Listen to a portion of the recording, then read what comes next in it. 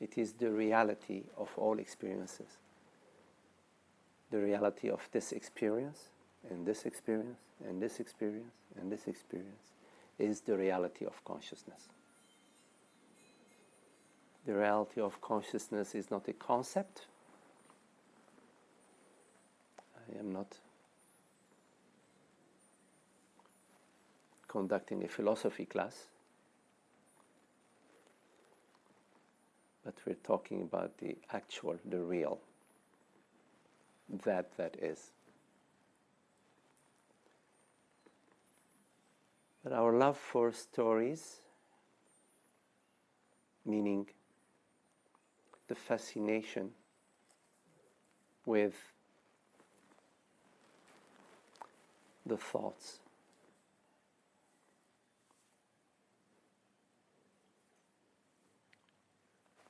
brings our attention onto an object. The attention that turns towards the object comes from the source. That is how you perceive. But when you believe that the object is real, unnoticed to you, you have now gone into two realities. The reality of the object, the reality of the world, and obviously the reality of the perceiver, because that is an undeniable reality, the I am, that hears these words, the reality of consciousness. When you have switched into dual reality, you have gone into multiplicity, what is referred to as separation. If there are two, then why not 3, 4, and so on. As this multiplicity, this impression of multiplicity is born, what has happened at the core, at the source, is that the consciousness that was perceiving the first object is now an object. It's perceiving an object, so it is an object perceiving another object. There is a separation. As soon as consciousness is mistaken to be an object, meaning a body-mind, there is suffering, confusion, and a complication of the mind, and unhappiness, meaning the dreams are unhappy. In the night dream, it's unhappy, and in the waking state, the thoughts and the experiences and the sensations are unhappy.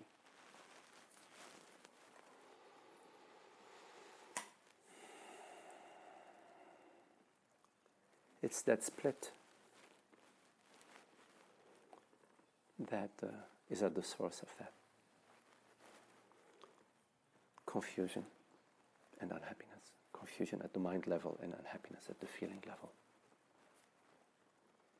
Feeling unhappy. This is why in satsang we try to clarify that process, because the mind needs to become clear about the confusion. It can get it. The mind can get it. Like, oh, it can be a tool. It is a tool in the path of clarity.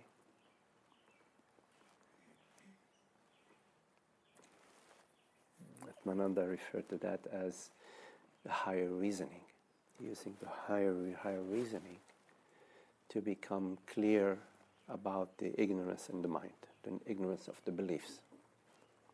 The main belief that we observe is the belief that consciousness is limited to a body-mind.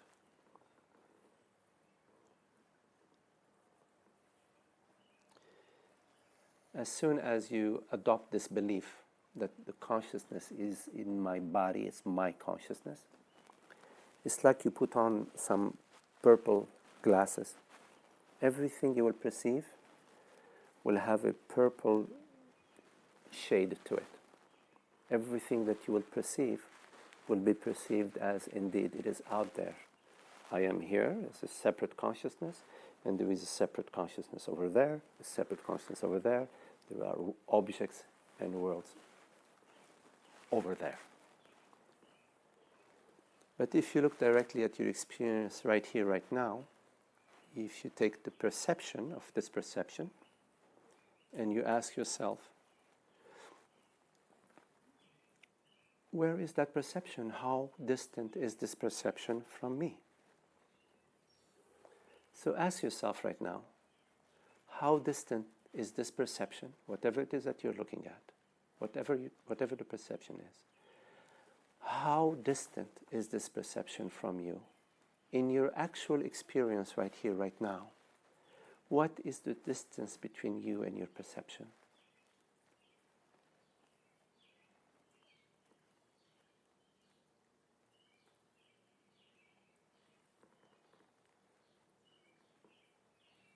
Because you're obviously perceiving your perception. So, you know your perception. So in a way, you know what I'm talking about, and you understand the simple question. How distant is your perception from you? 6 inches?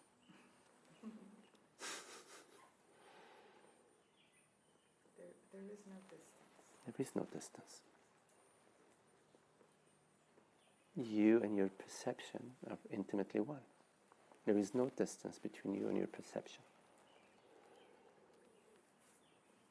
There is no distance between you and your perception, irrespective of what it is you are perceiving. If you're perceiving this perception, or let's say you're perceiving a thought, such as the thought, today is Sunday, a thought.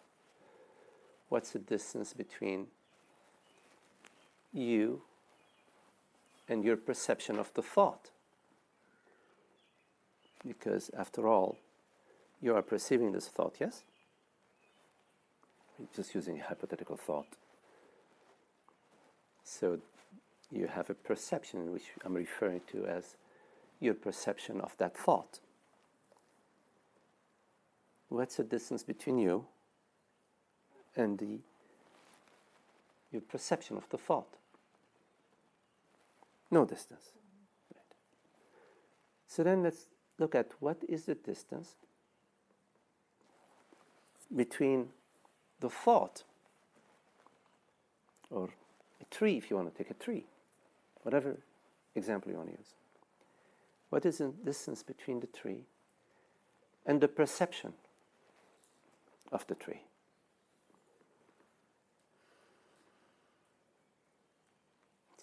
You know your perception of the tree, and then there is a tree out there. Right?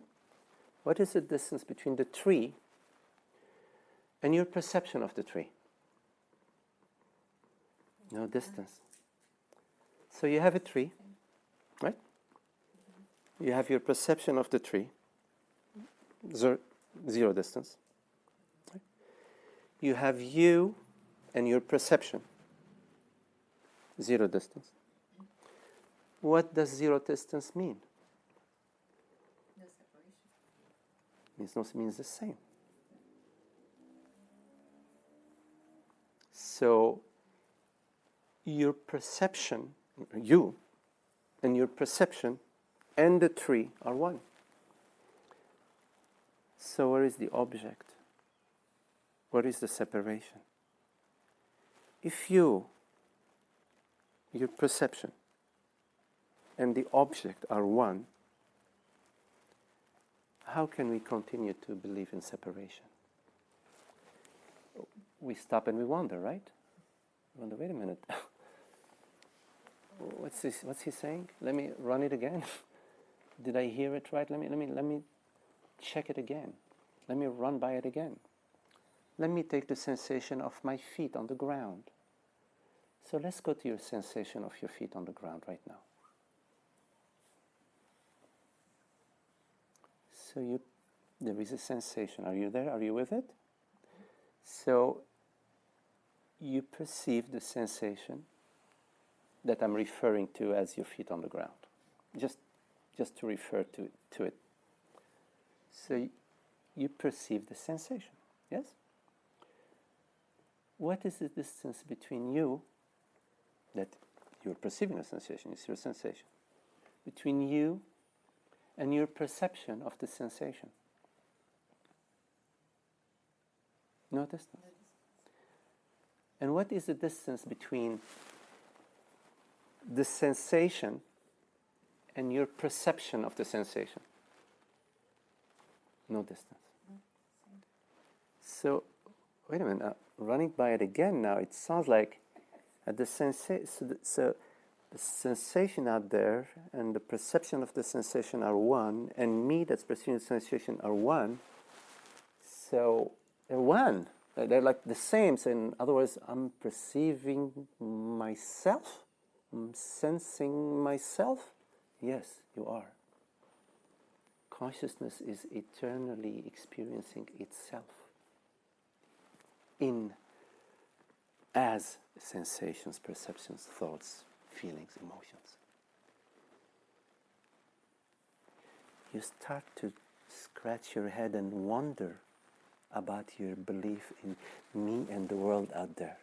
Right? Doesn't it? Yeah. You start to wonder. You say, wait a minute. It's not total nonsense what he's saying. I need to, really, I can't just bury it under the rug. You see? Now, this you that perceives this perception right now, yes?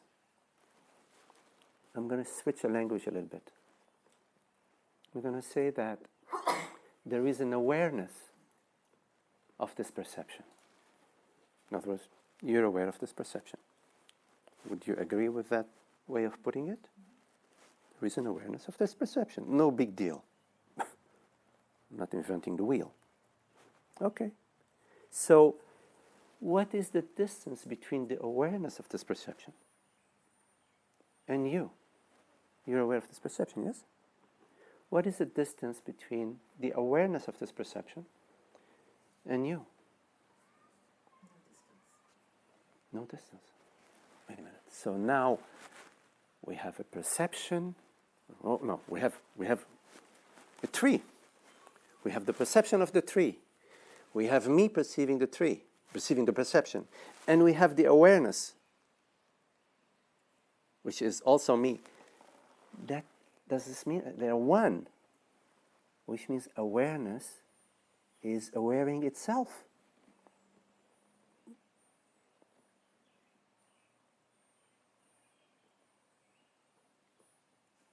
And it's you. You are awareing yourself. You're experiencing yourself in every experience, in every thought, in every perception, in every dream, in every thought, in every, you name it.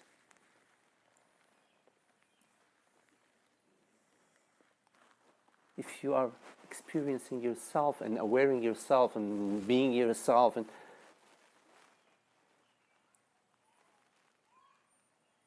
what's outside of you? Sorry? Why do we make it so difficult? And what's outside of you? Nothing. Right. So what are you missing? I don't know. This is a very good But unhappiness is about missing. Unhappiness is about pursuing, which means pursuing something. Whatever, I'm pursuing the hidden treasure, whatever it is, a thing out there, right? Pursuing or resisting. No. Let me hide behind it. Resisting, right? That's really what unhappiness is. What are we pursuing and what are we